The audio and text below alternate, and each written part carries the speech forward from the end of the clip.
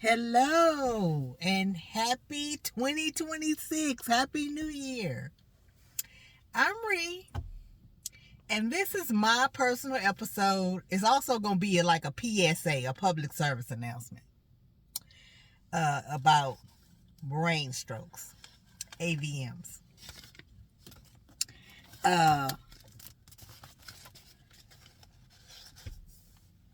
Title, What You Don't Know Can Kill You.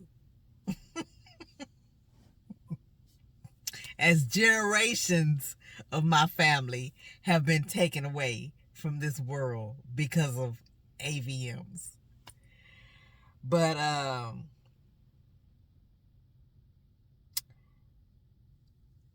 as many of you know, I was born out of a union that was filled with love by both my mother and my father, who have been married almost 56 years, but I'll turn 58 in March. So you do the math.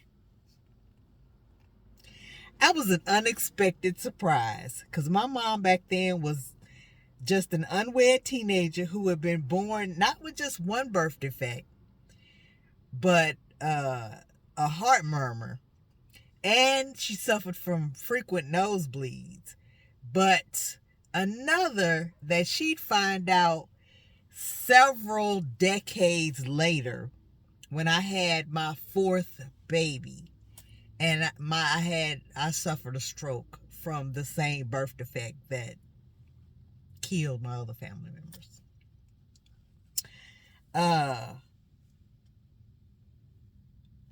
And like I say, it's ran in our bloodline for several generations, possibly as far back as my great-grandmother, my grandmother's mama. And because she suffered 2 strokes, recovered from the first one, but when she had the second one, I don't know what the time span was between the strokes, but that one, she didn't recover from it. It took her away from here. God rest her soul. But and several of her sisters, an uncle, and a couple of cousins, to my knowledge, now looking back, because all of them died from strokes.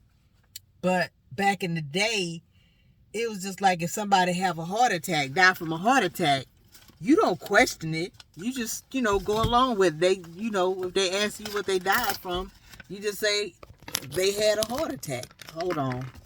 My phone's about to die.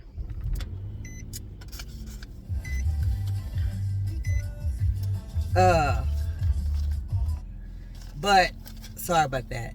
I had to hurry up and plug my phone before it died.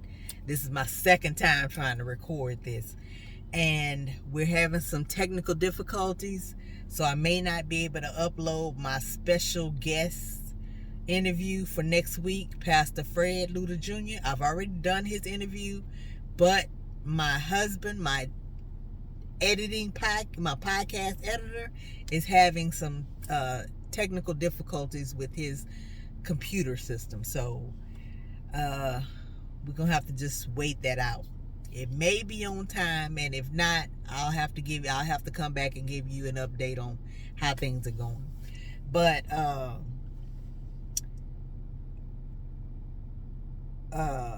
back then, like I say, when people died from strokes, because we went to a lot of funerals of family members who had died from strokes, and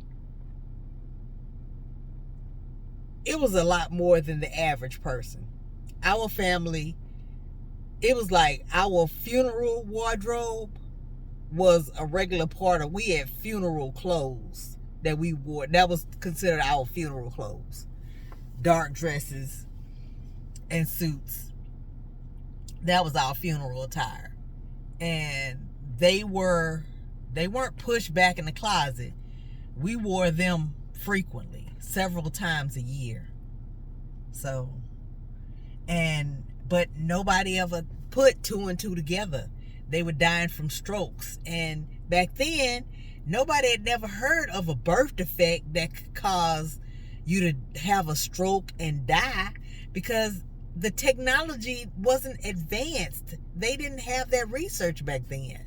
But now, thanks be to God, they now know that there are certain types of strokes. All strokes aren't created equal.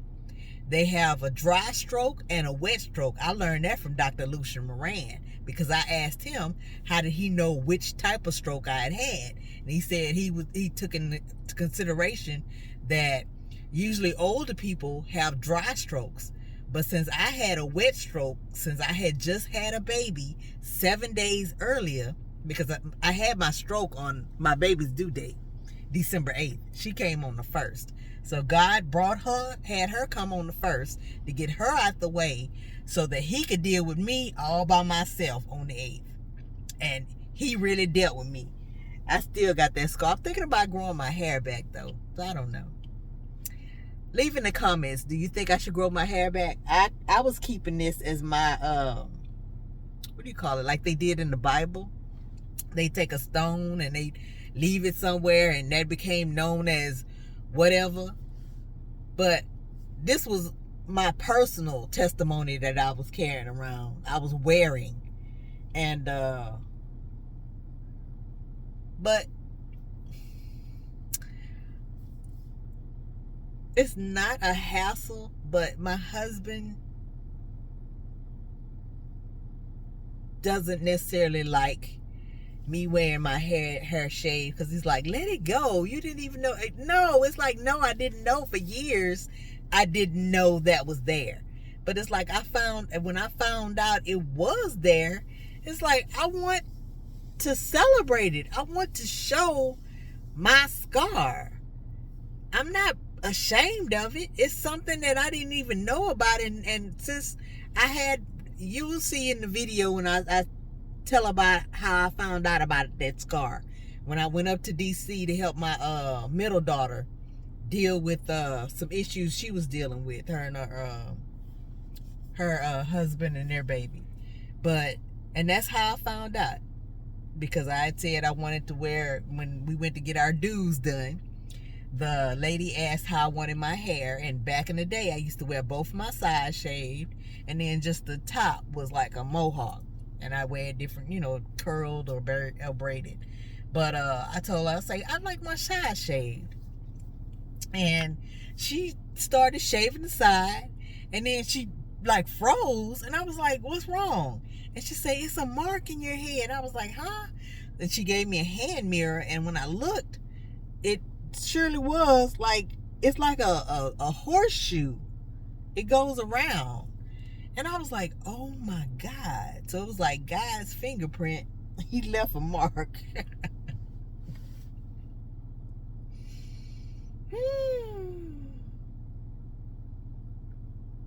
Only in my life. But let me know if I should grow it back or not. Because now I need another haircut. Actually, I need my locks redone too. Because they've grown out, and it's time for me to make an appointment to have this redone. But leave in the comments. I'd like to know what you guys think. Not that I'm gonna do it, but I'm just curious. Just curious, just to know what you think. Do you think it enhances my look, or should I just let it go? It's just a hairstyle. And since I found out that it's nothing special, but, well, it is something special, but I mean, that's the reason I'm hanging on to it. And I'm so serious about it, because I didn't know that was there for so long, because I didn't remember. They had to shave my entire head, and I just remember my head really being itchy because my hair was growing back. And but I had no idea. I don't remember that scar being there at all. At all. So it means a lot to me. But let me know. Should I grow it back? And I took it down, took all my locks down last year around this very time. I was taking my hair down because my locks were like, they down to here. And unfortunately, when you comb your locks out, you lose a lot of length. But my locks I have they're a lot longer than shrinkage is real. Let's just say if they hung down the length that they really are, I'd have my hair, it'd be back on my shoulders and on my back. But plus my hair is curly, so that don't help. I bounce back. Yeah, see, it'd be here. But okay, back to the subject. No, but it also killed several of her sisters, some uncles, and a couple of cousins, to my knowledge, looking back. Coincidence or guidance? And what was the reason behind this birth defect? Was this the devil? Or was it God? Was it his intention to, because he created us, put us in our mom's womb? Was that like an Easter egg? You know what they say, like a surprise. And it just so happens to come down to me, the generational curse breaker, because that's what I am.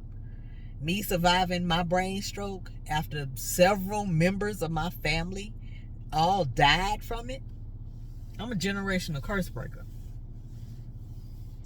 But I can remember as far back as the 3rd grade having headaches. And, you know, little kids don't have headaches. And I remember telling my mom, and she just tell me, oh, here, take some Tylenol and go take a nap. Oh, I love to sleep, so that was right up my alley. But I'm thinking that maybe after because she blamed it on my glasses, because around that same time, I was, you know how they do the physical, they check your eyes and you have little physicals at school. They had checked my eyes and they said that I needed glasses. I need to see an optometrist. So she just blamed it on me needing glasses. And then after she took me and got glasses, she said, well, your eyes just need to adjust. But, I mean, how long, what is the time period? I need to check that. What's the time period that your eyes are supposed to adjust to your glasses? Because it took me a while to get used to these, because now I wear bifocals. I'm old. I'm 50. I'll be 58 in March. No, 57 in March. No, 58 in March. It took me a while to get used to these. They're bifocals. Everybody likes them because they're red. They think they're cool. I think they're cool too. Red is one of my favorite colors. Red, orange, and yellow. But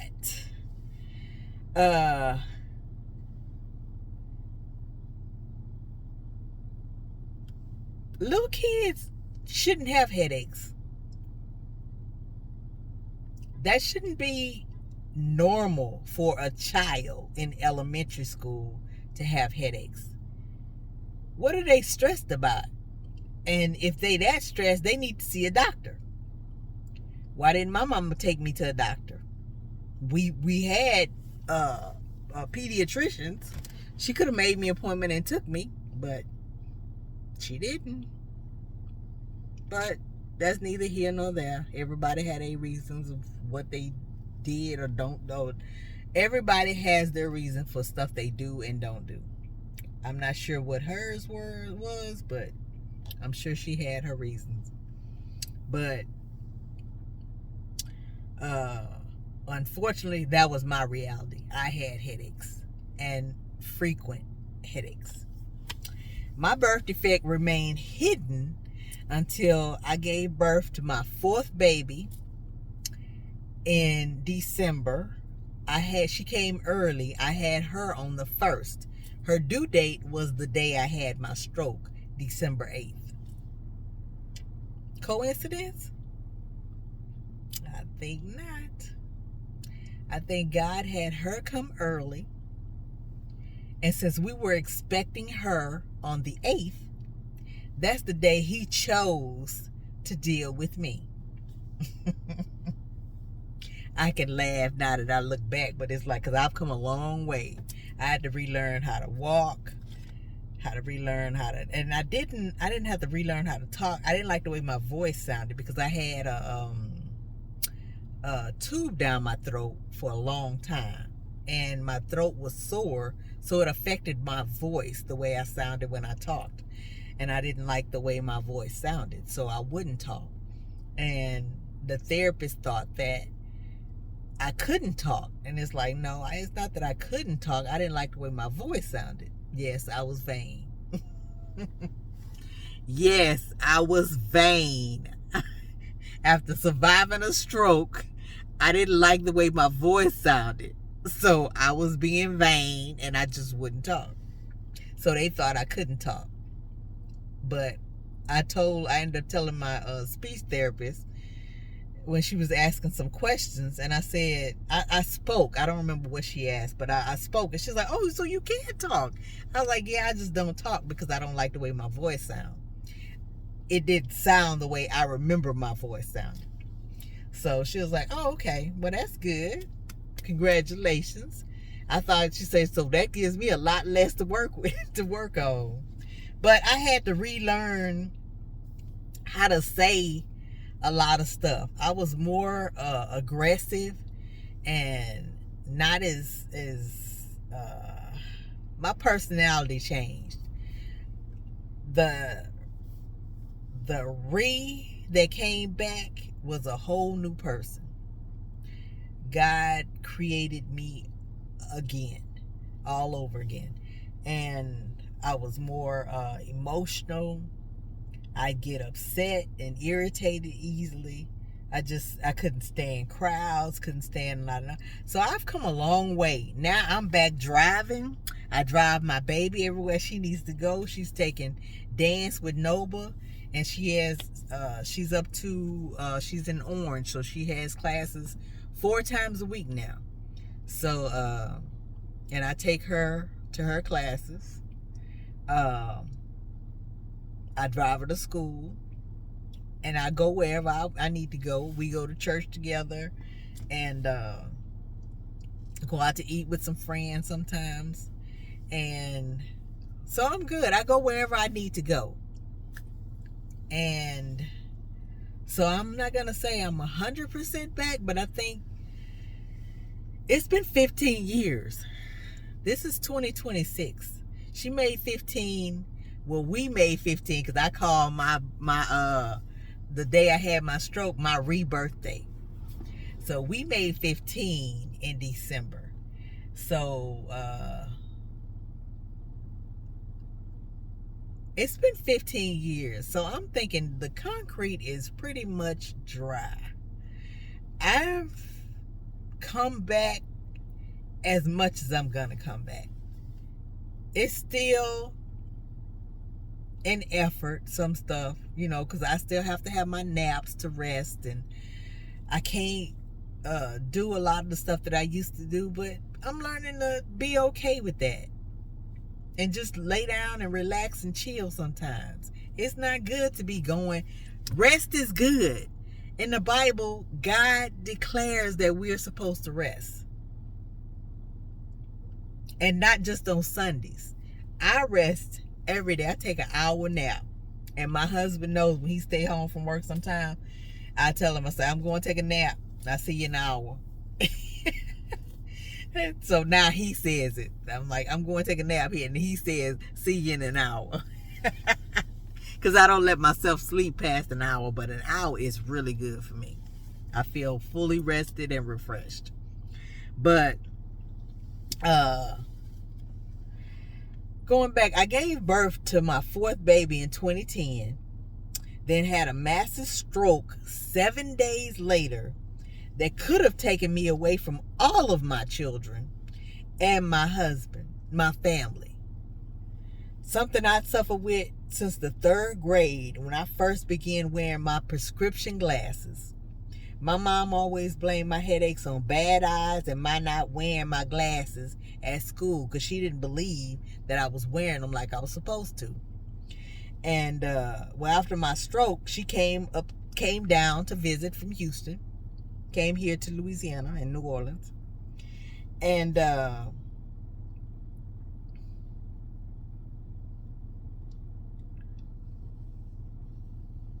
my husband had me rushed to, he found me early, in the early morning hours. I was gurgling. Thank God for light sleeping spouses. He heard me gurgling and called my name, and when I didn't respond, he got up and came over to my side of the bed. He called me a couple of times. Then he went on and got up and came over to see why I wasn't responding. And, responding to his, he still heard me gurgling, but he didn't understand why I wasn't responding to his calls. So he got up and came and saw, turned the light on and came around the bed to check on me. And when he came over, I was stroked out on the side of the bed with our not yet 7-day-old baby laying between us, because it was early in the morning. I had her around, I think it was after 8, between 8 and 9 is when she was born. So, and this was like at 5 or 6 o'clock in the morning, 7 days later. Not quite 7 days later. But thank God again for light sleepers. So both my mom and my oldest daughter flew down here to visit me and see me in the hospital. He had me taken to East Jefferson. I delivered her at Oshner main campus on Jefferson Highway in New Orleans. But he had me, we lived in Metairie, and there was a hospital, East Jeff, right down the street from the apartment we lived in. And that was much closer than trying to get me back here in New Orleans for the ambulance. So they rushed me to East Jefferson, where I had my emergency surgery. And like I say, Dr. Lucia Moran, no, God is the man. He is the man that God used to save me. And I am forever thankful. He's my neurosurgeon and my friend. Actually, you guys know, I had the video I showed you. We had beignets and coffee with him at Cafe Du Monde in the French Quarter. And he's such a nice guy. Such a nice guy. I can't say enough nice stuff about him. But he say he done all he knew how to do. And then he prayed to God to do the rest. And he's not quite sure how long after that happened to me. But after, and then he advised my family and friends who were there waiting at the hospital to pray also. So with so many people sending up prayers, there was still people at home in Houston, family and friends and associates. As people heard, more and more people were sending up prayers. The people here were sending up prayers down here in New Orleans, our family, friends, and associates. So it was like people everywhere was praying. And it was like, God was like, where are all these prayers coming from? Who? Ree? Okay. Oh my goodness. I'm going to save her. Thanks be to God. I'm so loved and so adored. I am truly, truly blessed. Truly blessed. Because what if I was a person that had a nasty attitude and nobody liked me? I wouldn't have had nobody to pray for me. And unfortunately, there are some people here like that on earth, where even their mamas don't like them. I get into it with my kids, and I don't really, my relationship now with my adult children is estranged from both of my daughters and my son. But none of that was my fault. None of it. I don't take blame for anything, because I did all I could for my children, and I'll do it again in a heartbeat. That what are moms supposed to do other than help their children, no matter how old they are? You don't get too old for your mama to help you if it's in her power to help you. And I did all I could at the times that I did. So my conscience is clear. Do I miss them? Yes. Yes. As a matter of fact, I text my oldest daughter for her birthday on the January 2nd. When I had my first emergency C-section, that was scary because I was living in San Antonio, but I'll tell that story. I'm gonna have to go back and tell all of my birth stories. And this year I'm gonna do each of my shows will be on something that happened to me in my past that have made me the person that I am today. But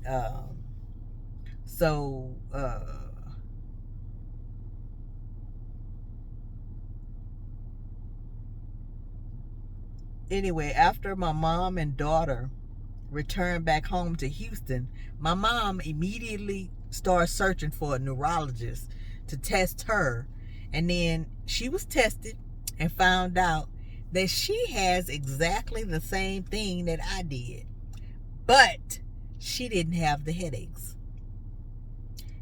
I was plagued with them from the 3rd grade. And then when I started having my cycle, I think I was 12, in the 5th grade, the summer of the 5th grade, it seems like every time my period came, I got migraines. And that went on. If it wasn't one thing, it's another. Then I developed fibroids and was like hemorrhaging. As a matter of fact, when I gave birth to Bria, my second daughter, I gave birth to Bria and a fibroid. I was like, what? Yes, so you can give birth to your fibroids. And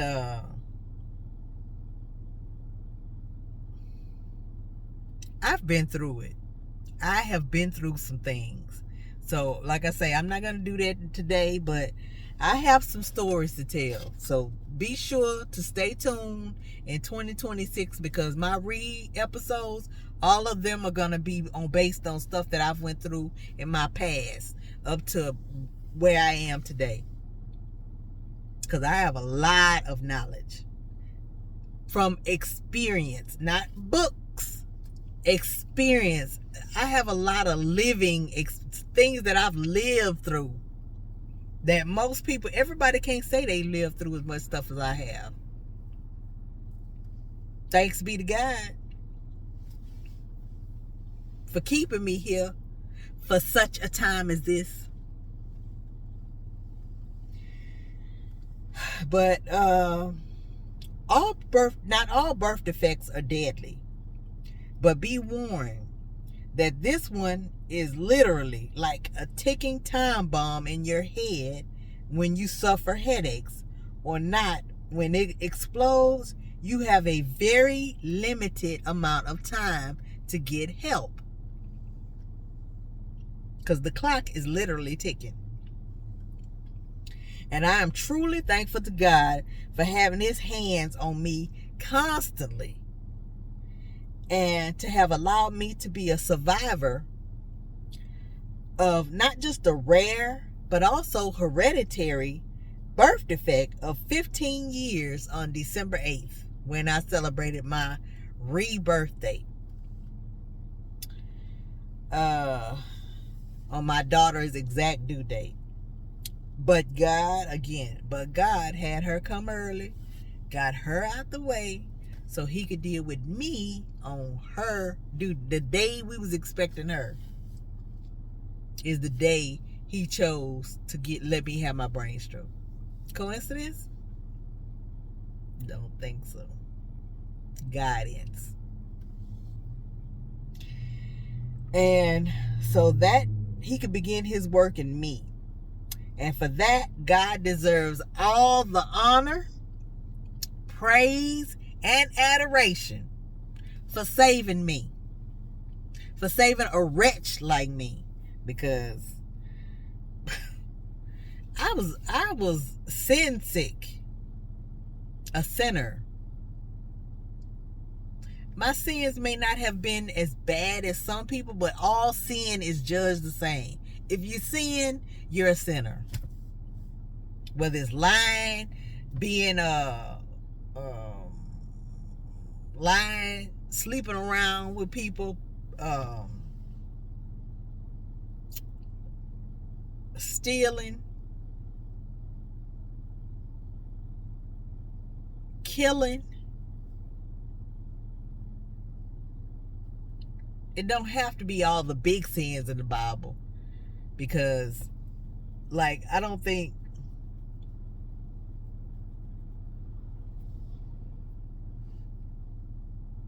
know. It doesn't have to be like stealing and killing and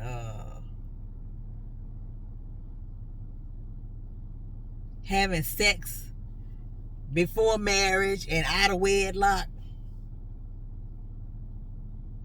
It's a lot of sins. And you have to watch your thoughts too. Because whether you speak it, even if you think it, that's a sin. So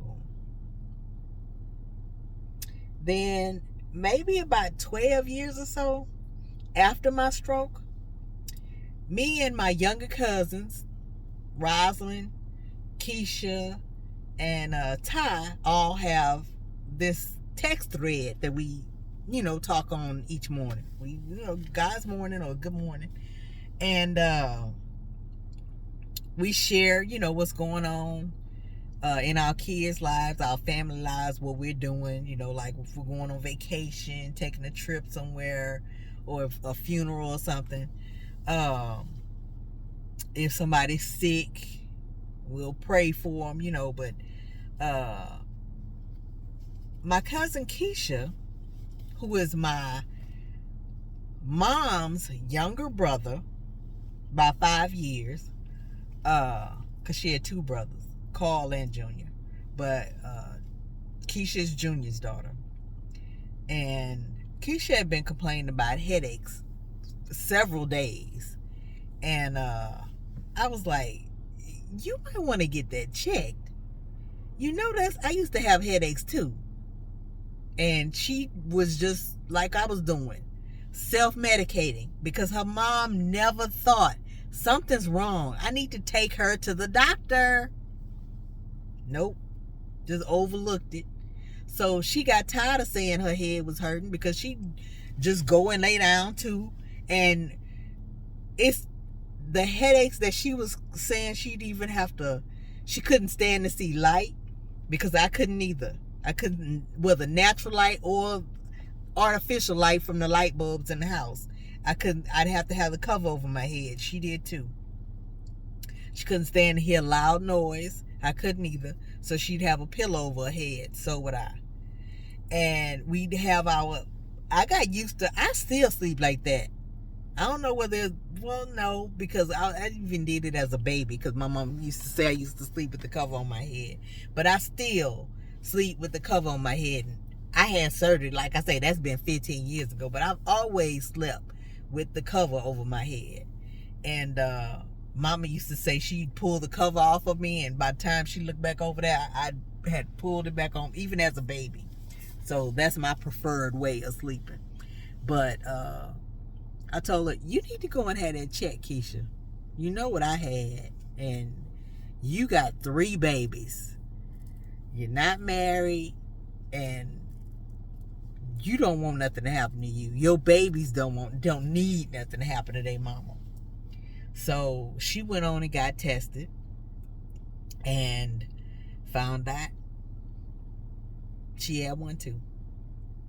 So by my experience, that's led to 2 other discoveries in our gene pool. Yeah. As a matter of fact, I even had my daughter, Zon Michelle, tested last year. No, year before last. During Christmas. I tried to hurry and have it done before the new year came in, so the insurance would cover it 100%. And it worked. We had it done. She doesn't have, thank God, she doesn't have an AVM.